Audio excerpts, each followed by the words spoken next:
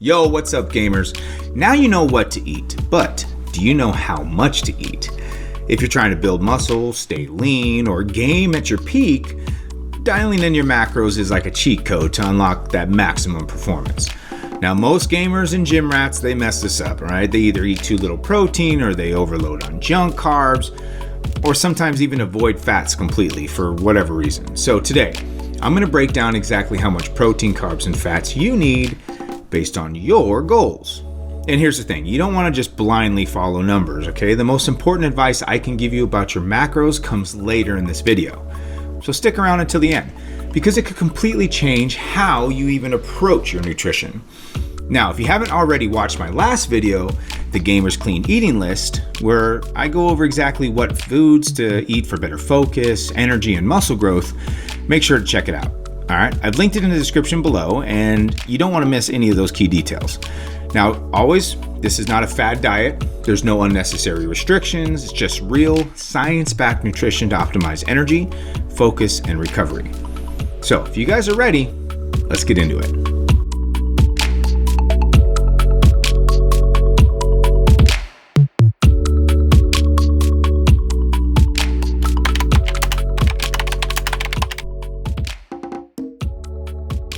Now, why should you care about macros, right?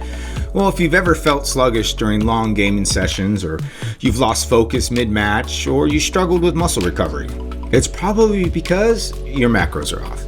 So here's some science-backed benefits of, say, using macros for performance. Protein, this is going to be for strength, muscle recovery, and satiety.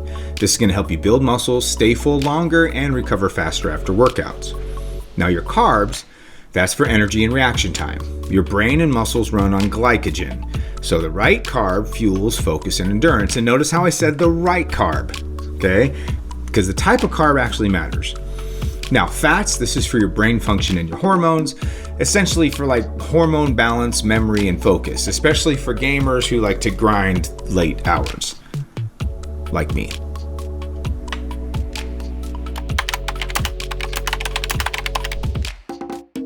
Protein. This is the king of macros. Whether you're hitting the gym or you're just gaming hard, you're going to need protein for muscle recovery, strength, and even mental clarity. But how much protein do you need? So with all the information out there, like 1 gram, 2 gram, half a gram per pound of body weight, how do we sift through all this noise, all this information on social media or out and about on the internet to determine what amount we should actually be eating? Well, let's check out the latest science-based research so we can get that answer. A study published in the Journal of Applied Physiology suggests that athletes engaged in strength training may benefit from protein intakes ranging from 0.54 to 0.82 grams per pound of body weight to help support their muscle. So in layman's terms, for muscle gain, you'd want to be between 0.54 to 0.82 grams per pound of body weight. For fat loss, around 0.54 to 0.73 grams per pound of body weight to preserve lean muscle mass during a caloric deficit. And then for maintenance, around 0.36 to 0.54 is going to help depending on your activity level. Now, that study published in the Journal of Applied Physiology also found that exceeding 0.82 grams of protein per pound of body weight provided no additional muscle building benefits. So those additives of, hey, you need 2 grams of protein per pound of body weight, you're just eating excess protein at that point.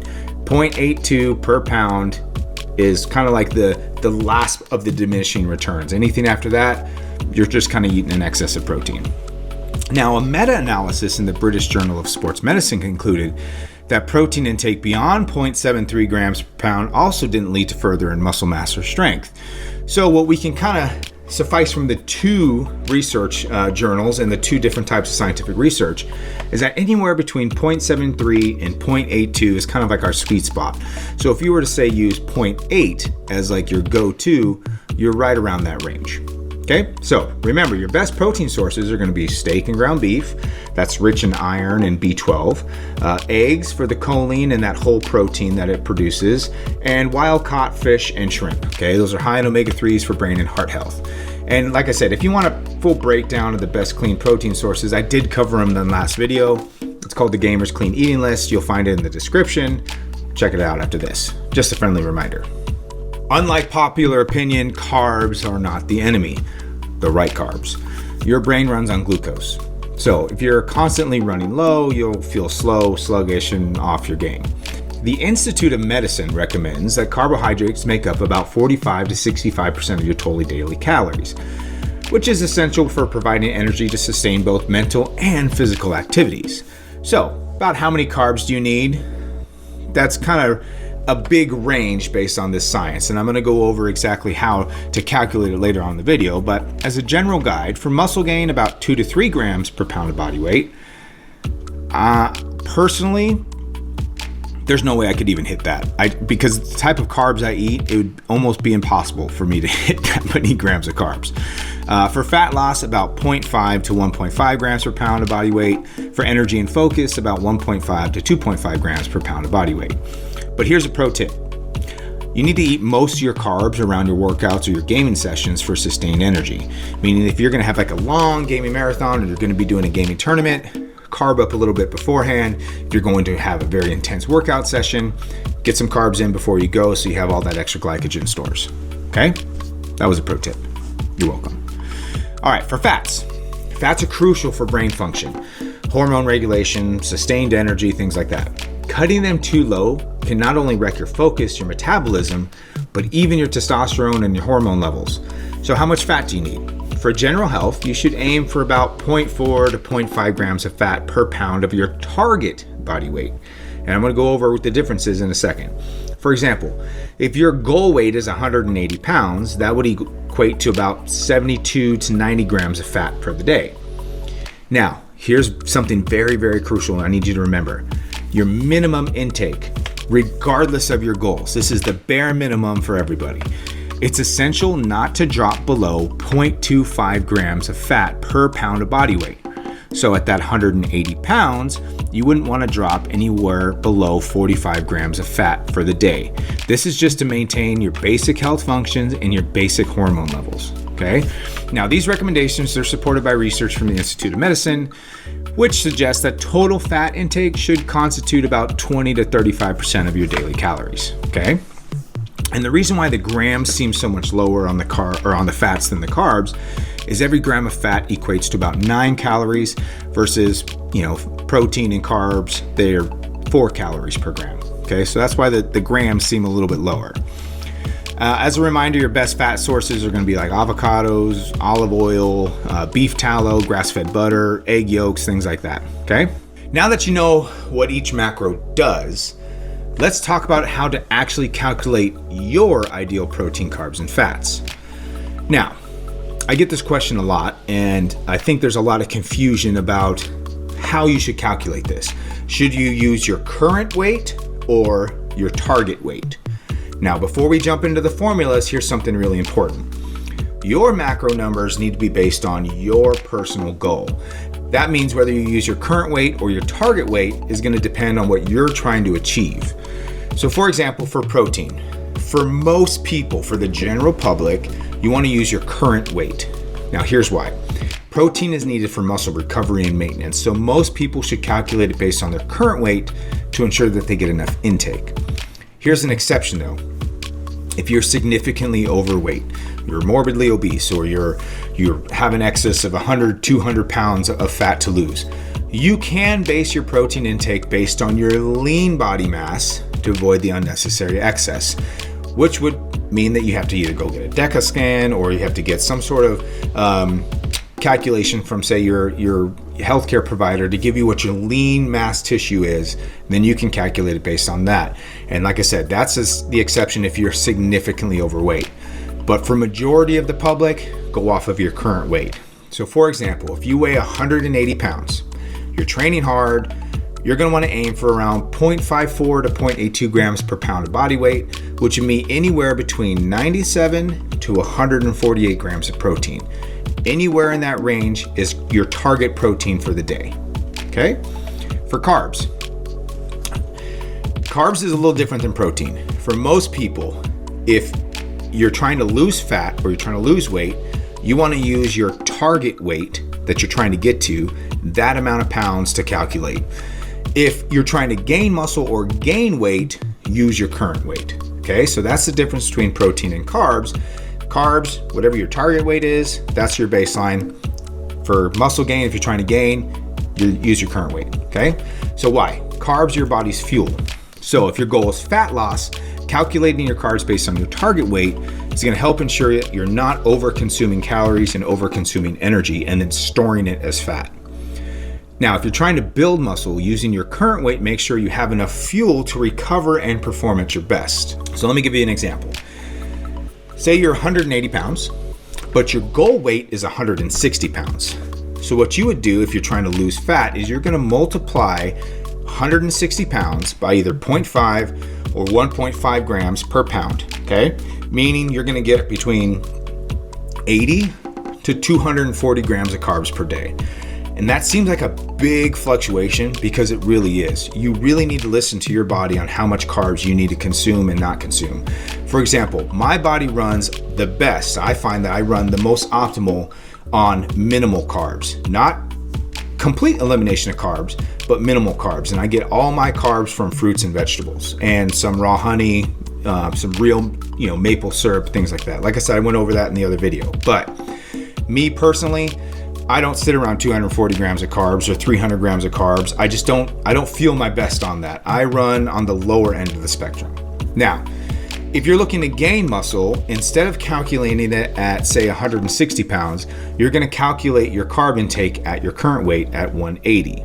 So what you're going to do is you're going to take that 180, you're going to multiply it by about 2 to 3 grams per pound, putting you in the 360 to 540 grams of carbs per day, right? So with carbs, science kind of gives you this wide range of how many carbs you're allotted per day for either fat loss or muscle gain, meaning that's the best example of how everybody is unique. All right, so finding the right carb number is going to take time for you to listen to your body, try different versions, try different calculations until you get that sweet spot for you, okay? Now, here's for fats.